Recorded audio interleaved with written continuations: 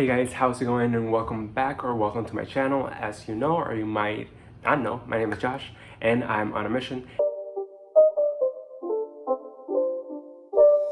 It's not a game, sir. So we're gonna dive into this real quick today, and we're gonna be talking about things you should know before moving to Puerto Rico. First thing that I'm always surprised is people that have never visited the island but they want to move here. That should be your first concern. You have to come and visit Puerto Rico to actually see how things work. Are you moving because you want to go to college here because it's less expensive? Are you moving because of a significant other to live in Puerto Rico, or they have family in Puerto Rico, they already live here and you want to be close to them? All those things, they do matter. At the same time, it'll make you analyze if you actually want to move, if this is actually the right decision for you. Do you want to spend a lot of time on the beach? Is that the reason? Because you think it'll be really cool just to drink margaritas and suntan? That'd be great, but how are your finances? Can you afford that? Are you able to actually be on the beach every single day? Are you not gonna get tired of that? Do you no shade to that if you want to do that and that's great with you? For me personally, I think I would get bored after a few days of just laying on the beach. But that's something you have to experience for yourself and see if that works for you or not. And if that makes you happy, fantastic. Another thing that you should know about Puerto Rico is how high the unemployment is. And I remember I had a phone call the other day about someone that one had not visited Puerto Rico in a long time, which is, I think it's a no-no. You should definitely come visit, as I mentioned before. And then the second thing is that this person wanted to get a job here in Puerto Rico. I would say that if you're making $50,000 in the States as an accountant, I don't know, in Puerto Rico you're gonna be making half of that. You're gonna be making at least $25,000 or less. I have a few examples. A nurse in Puerto Rico makes around $50 an hour here, and you're definitely gonna be overworked. A pharmacist though makes around $40 an hour. So there's options. You just have to make sure what you're doing and how much money you can actually generate here. But know as a rule of thumb that you're gonna be making less money here for sure, unless you're an entrepreneur and you already work digitally or remotely and you can actually work from home. That's always the best option. Find a job that pays you like you would be paid in the States and then transfer here. Another thing that you should definitely think about is the commodities that you have while you live in the US.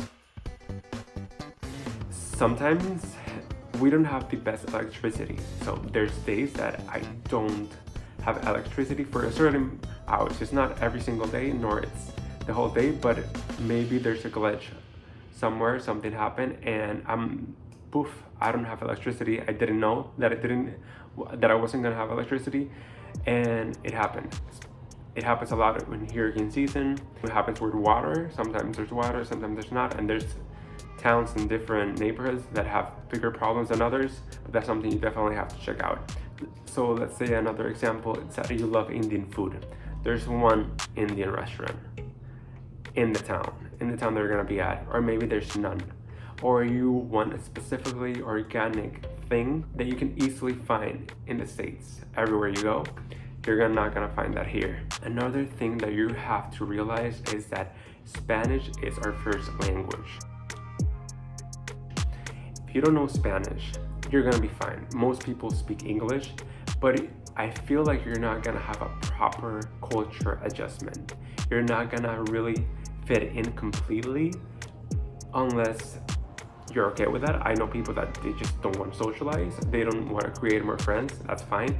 But if you want to really experience the culture of Puerto Rico and you really want to integrate into the system as well to find a good job here, you most likely need to speak Spanish.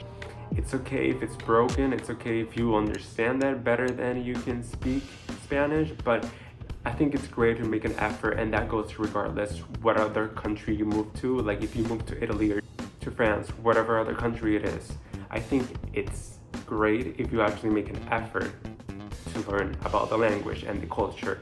Another thing that you have to think about is about the culture shock that you're gonna experience. Not only the language, but our culture just by itself. What we do, how we interact with other people, how expressive we are, the things that we do, we don't say as a culture, the things that are acceptable as well. You might be coming from a more liberal state and this is more conservative territory.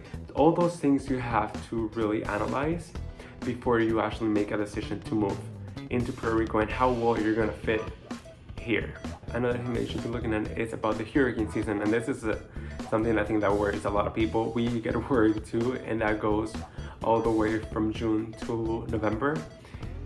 Rarely it happens that we get a huge hurricane and it's a devastation, but it has happened. The last one happened in 2007, and that was Hurricane Maria, and you will hear people 3 years later still talk about it, and that changed completely the island, our infrastructure, our government, everything definitely changed. It had an impact on people's lives, and some people are still recovering from it.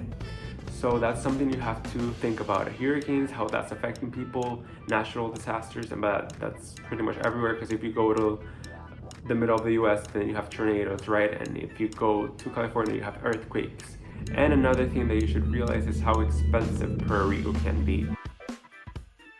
Even though that, yes, rent is cheaper, very significantly cheaper than a more expensive state like California, that's where I used to live in. Things are still expensive here. So sales tax is 11.5%.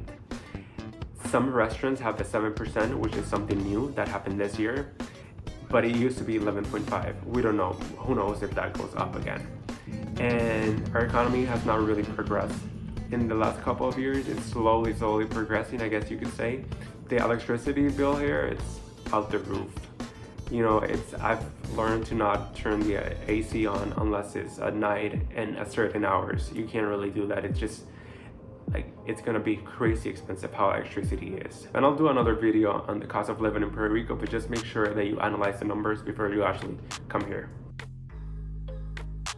Especially if you are buying a property in Puerto Rico, the closing costs and the closing part of it, it's gonna be most likely more expensive, as well as gonna take longer.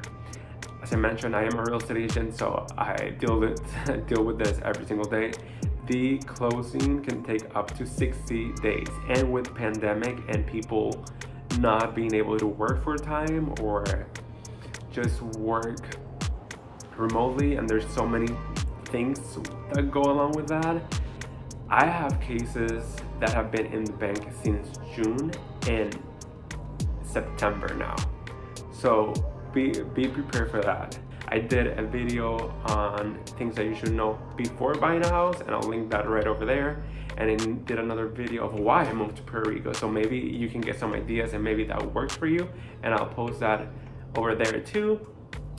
And down on the comments, I'll post all these videos. And I would love if you can like and subscribe to this channel so you can get more info on how it is to buy real estate in Puerto Rico, or just how life is in Puerto Rico in general.